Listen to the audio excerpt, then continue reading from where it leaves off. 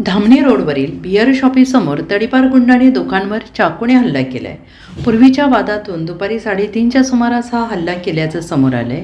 या हल्ल्यात सचिन पोळ, सिद्धार्थ पोकळे हे दोघे जखमी झालेत। यातील सचिन पोळ हा गंभीर जखमी झालेला असून शासकीय रुग्णालयात उपचार सुरू आहेत। दरम्यान संशयित हल्लेखोर मेघश्याम उर्फ मोठ्या जाधव याला स्थानिक गुन्हे अन्वेषणच्या पथकाने गजाआड केले आहे। मोठ्या जाधव हा रेकॉर्डवरील गुन्हेगार आहे आणि त्याला सांगलीतून तडीपारीची कारवाई करण्यात आलेली आहे।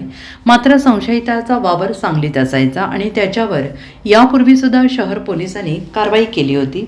जखमी सचिन पोळ आणि सिद्धार्थ पोकळे हे त्याचे मित्र होते। आज दुपारी धामणी रस्त्यावरील दादा बियर शॉपी येथे दारू पिण्यासाठी गेले असता यावेळी पूर्वीच्या वादातून संशयित मोठ्या आणि पोळ यांच्यात वाद झाला। वाद टोकाला गेल्यानंतर मोठ्याने स्वतःजवळील चाकू काढून पोळ याच्यावर वार केले। त्यावेळी भांडण सोडवण्यासाठी आलेल्या पोकळे याच्यावरही वार करण्यात आले। रक्ताच्या थारोळ्या जखमींना तातडीनं शासकीय रुग्णालयात उपचारासाठी दाखल करण्यात आले।